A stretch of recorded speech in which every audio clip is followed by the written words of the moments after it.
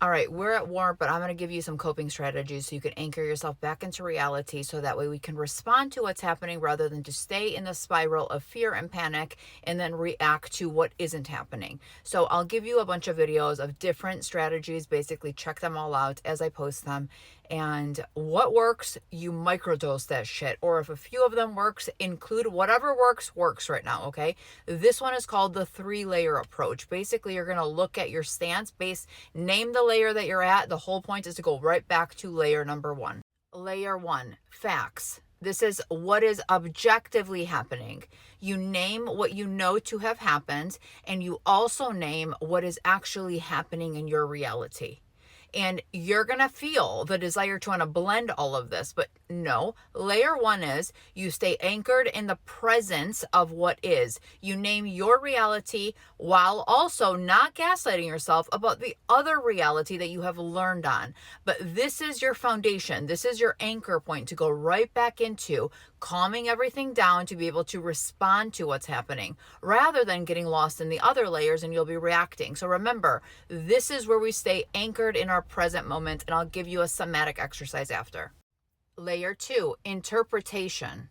What story am I telling myself about what's happening?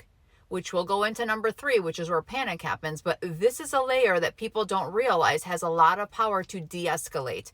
Become curious as to what story am I applying to the facts that I have learned, because that is how you can anchor back or you can perpetuate it into layer 3.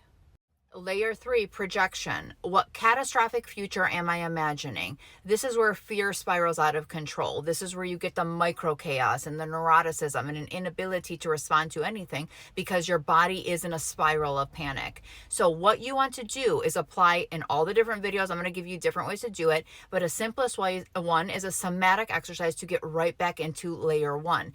As you can see, it's very easy to go to 1, 2, 3, but you can divide your reality, the behaviors, the emotions and everything by clocking them in this way. And then saying, if I'm at a 3, let me do these things to get back to 1. 1 is not gaslighting yourself. It's not entitlement or privilege. 1 is how you're able to stay conscious in what is and also respond to the future that you imagine from a place that allows for cognitive stability.